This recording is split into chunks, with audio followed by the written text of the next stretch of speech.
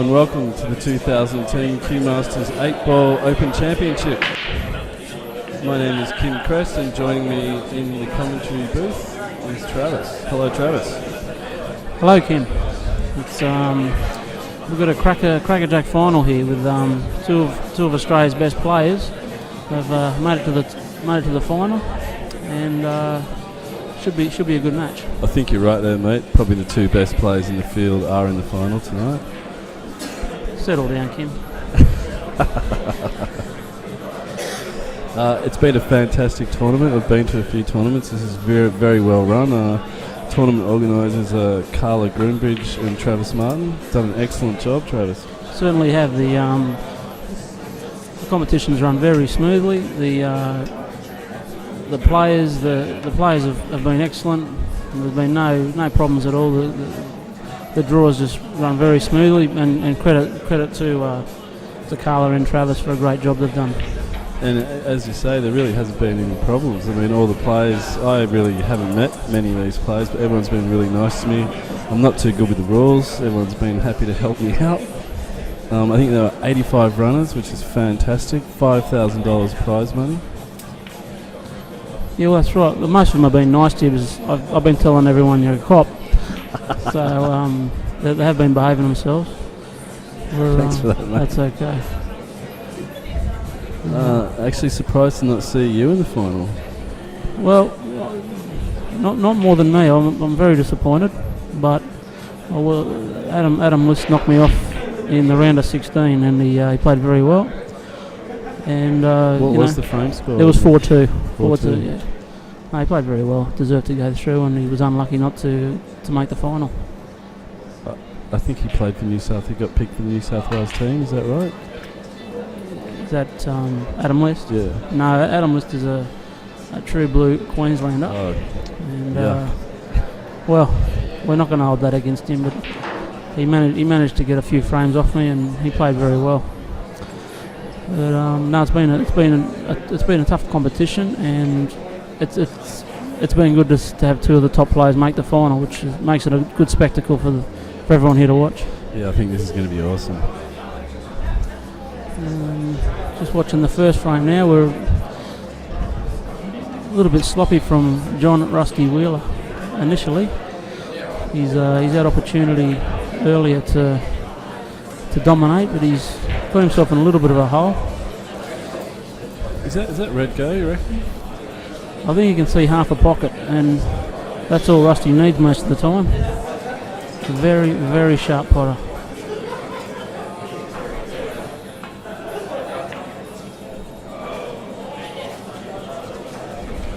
Well, the way he's played that, it seems that it wasn't quite on, so he's laid it up and half covered the pocket. So we can expect a bit of dirty stuff from Pete now. Yeah, definitely going to be a tactical battle.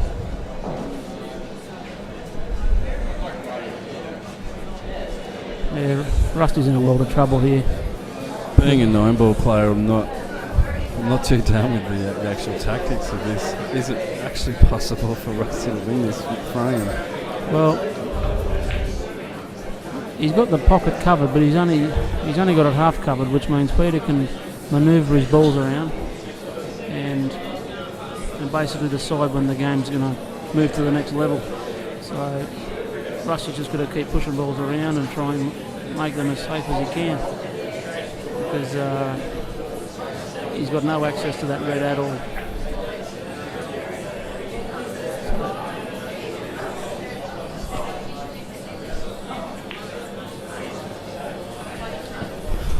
Okay, he's got one of his balls into position. I'm assuming Rusty's just going to try and move it. Absolutely, it's Pete's going to try and get a ball down there so he can get it under that red, because get it under that red and it'll chip out and open the pocket up for him. So it's Pete's frame to lose here. Rusty's just got to hang in there and try and take any opportunity that he can if Pete lets him back in it. Would you say these players are on a par as far as national championships are concerned? I mean, who's won the most out of these two?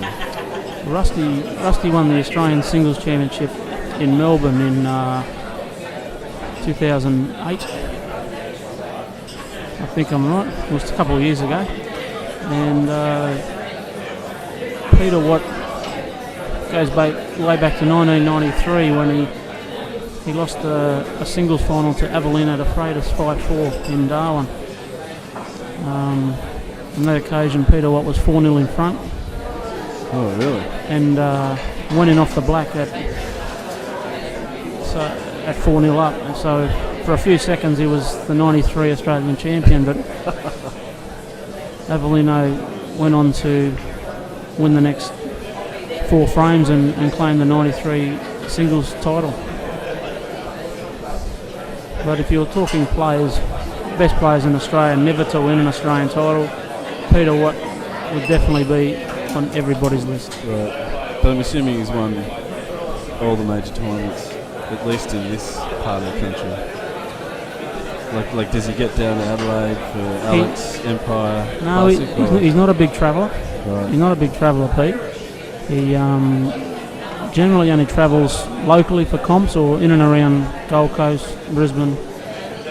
Anything interstate, unless it's a national championship, he prefers to leave them alone. I'm assuming he's represented Australia. He's been selected for Australia on a few occasions, and to my knowledge, I don't think he's travelled. As I said, he's not a great believer in airline travel. So, but well, it can be quite dangerous travel. Well,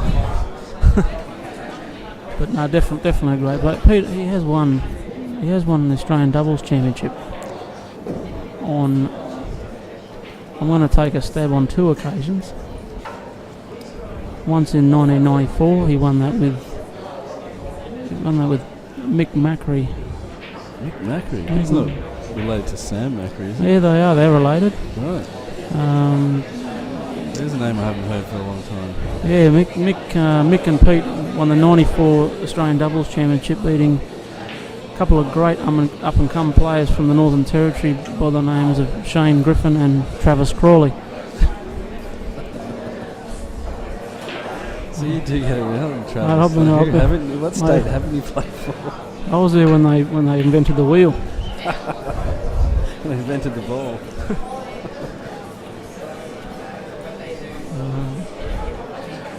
Yeah, but no, Pete's been around a long time and very well-respected player.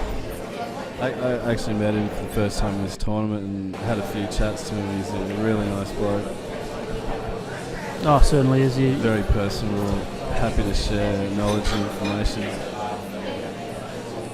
Yeah, you definitely got to go a long way to find a nicer guy. Oh, there he is. He's got his opening. He has. He's the red's out, but as we can see throughout the last 5 minutes or so, Rusty's been tying everything up. He's been tying everything up in anticipation of that shot. So even though with the red's out, there's still a bit of work for Pete to do.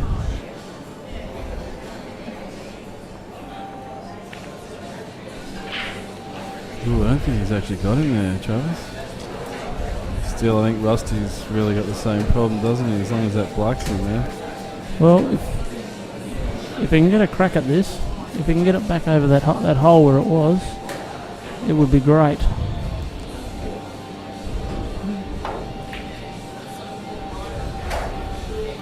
Well, that's a great hit. So we're back to where we were a few moments ago. Pete could just push balls around again and wait till he gets another opportunity at this red. He's going to try and promote this a bit closer to the pocket. Well, that's a great shot. That's pretty much in the pocket now, isn't it? That was a great hit, yeah. That may force Pete into trying to get this out immediately.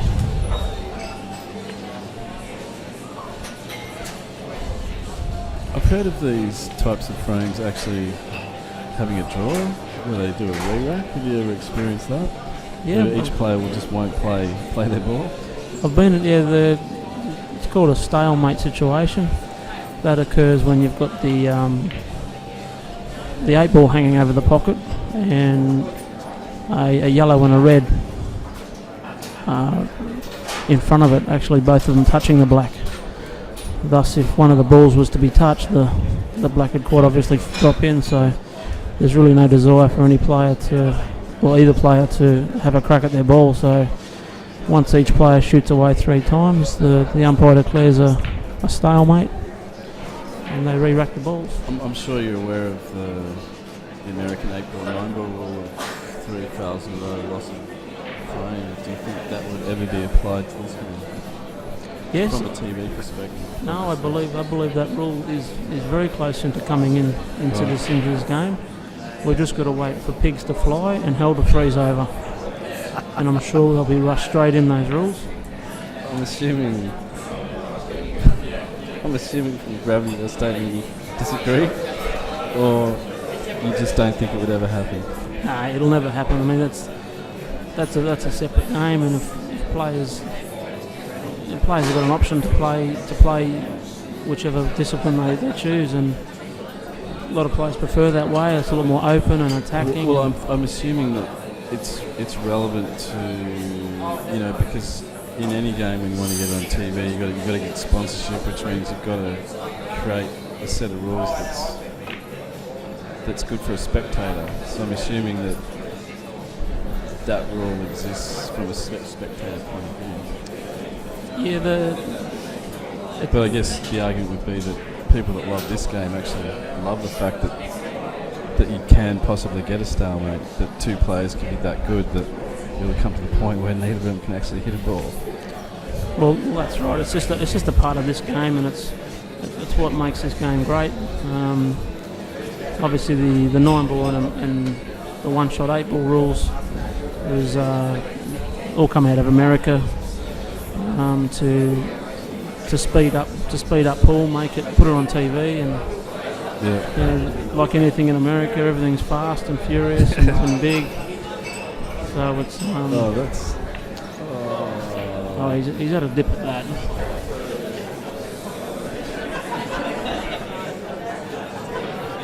No, he's tried a very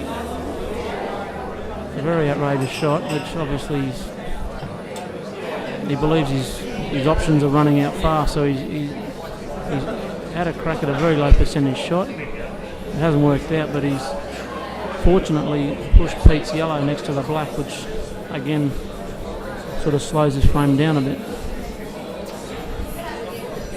Very unexpected style of game, this one, with these 2 players. They're generally quite attacking and fast, and yeah, it's actually a crack of a frame to have first off. Well, it's a tactical battle. I think we're all expecting someone to just go out.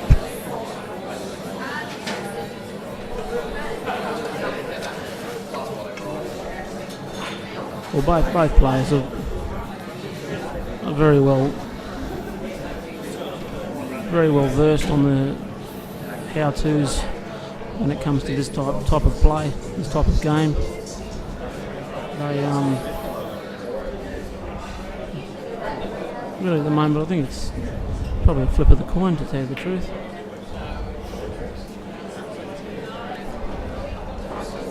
Well, that's just freed up the pocket. Well, I guess he doesn't really want to move that black yet, does he?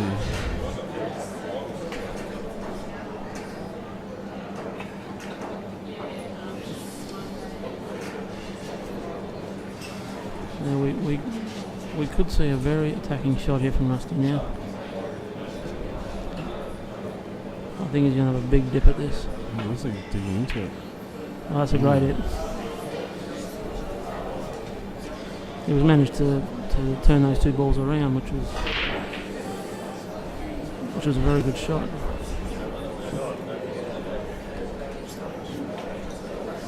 And I'm assuming none of that is speculative.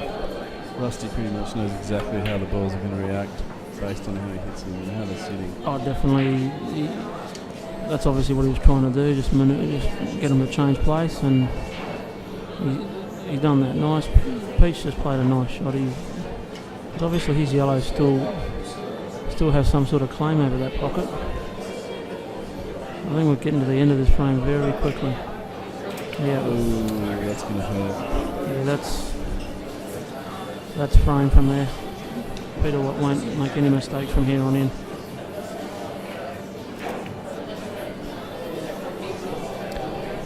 Are you happy with the addition of the new heavy white, new heavy spotted white? Have the players had to deal with much of a change? Well, to tell you the truth, it was all different when it come in, the spotted white. But to tell you the truth, once you're out there and playing, you don't even notice it.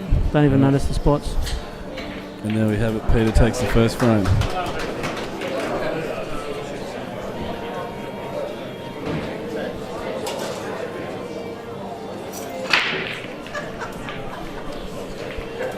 Good break there from Rusty, very attacking break. And I'd like to introduce into the commentary area a young Queensland sensation, Jessica Woods. Hey, how are you? Welcome, Jess. It's a good first frame, wasn't it? Very good first frame, and both players had a claim over it, and Pete was good enough to get the nose in front at the end there.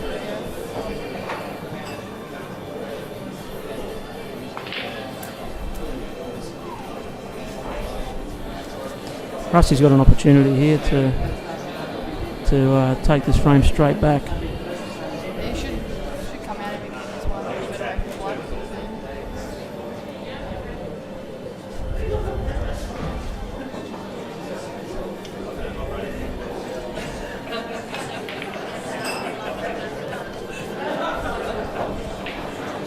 Well, he's having a crack at this.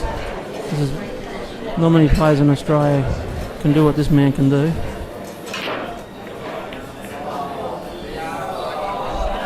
bit unlucky to land. That's the type of game he plays. He can do some absolutely amazing things, and it's an absolute pleasure to watch this guy. And unfortunately for him there, he's landed fat behind that black, and I think he's going to try and pull off a shot in the middle pocket here. It's about all he's got. Well, Nice pace. very good. He was done very well to rein himself in there. On some occasions, he would have had a shot for the middle pocket there.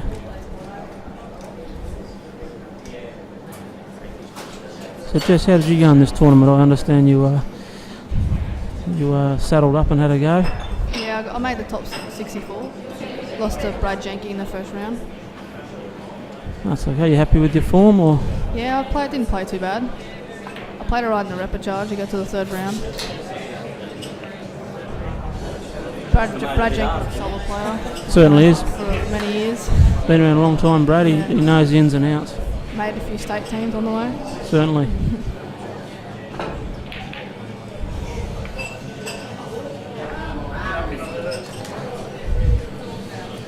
Well, Rusty's in a bit of trouble here. What he should have a go at the out.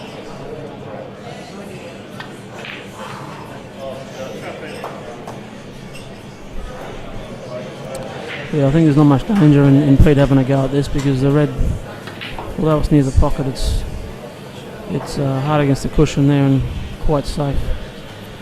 So Peter's pretty much got a free crack at this.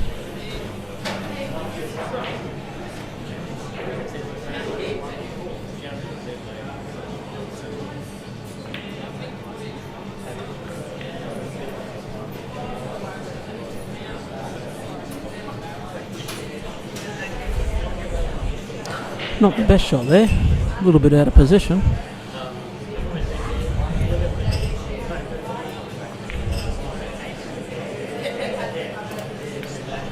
Nice recovery. Yeah, he's back in it.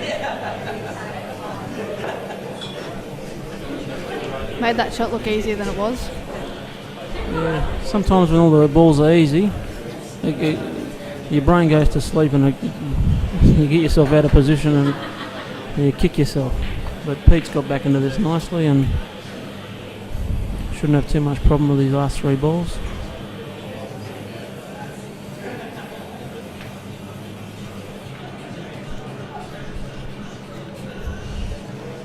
Here's a little drop-in shot into the middle.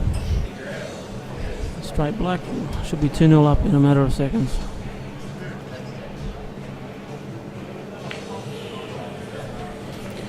Ooh, he's caught the front of that middle jaw, but she's still dropped in.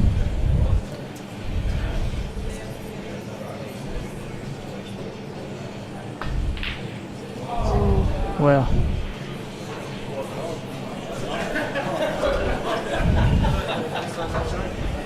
So I've put the kiss of death on him. Commentator's curse.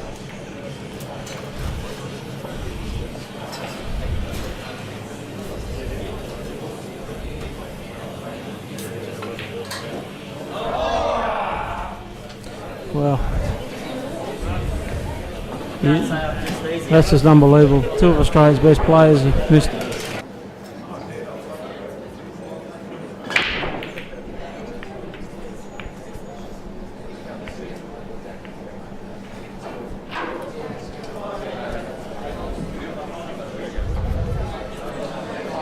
Well, Jess, there must be some pressure out there. We've just witnessed two of Australia's best players miss two of the easiest blacks you'll ever see. For sure.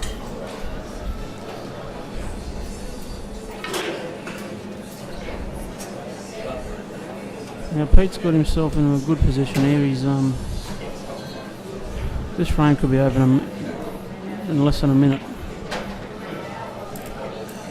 Well, I've done it again.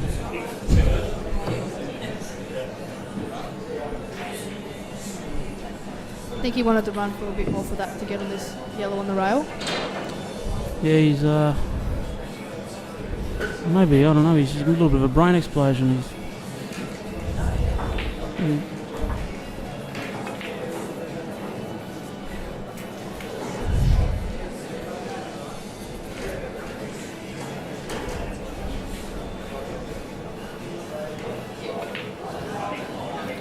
Oh, check that pocket. That's the wrong size pocket.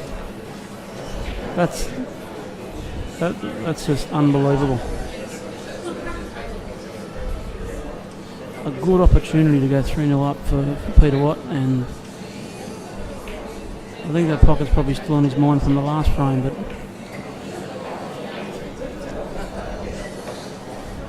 he's got Rusty on the back foot. He's a little bit rattled, I believe.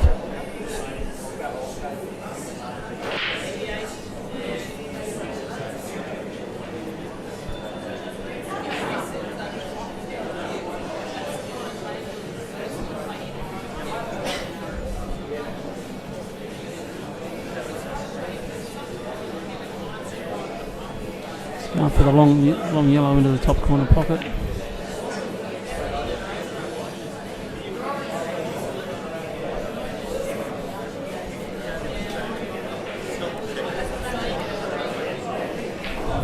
Bit of a funny final, this, Jess. Yeah, didn't expect these two players to miss so many balls. Playing a lot of tactics. Yeah, Rusty's playing very defensive. He's certainly not his Game. his natural game. Yeah, That was a good shot.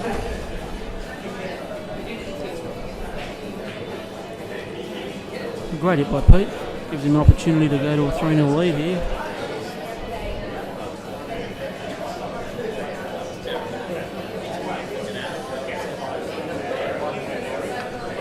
Couple of drop-in yellows, and the black should go in the middle quite easily. He's got a big red there to come off if he wishes to.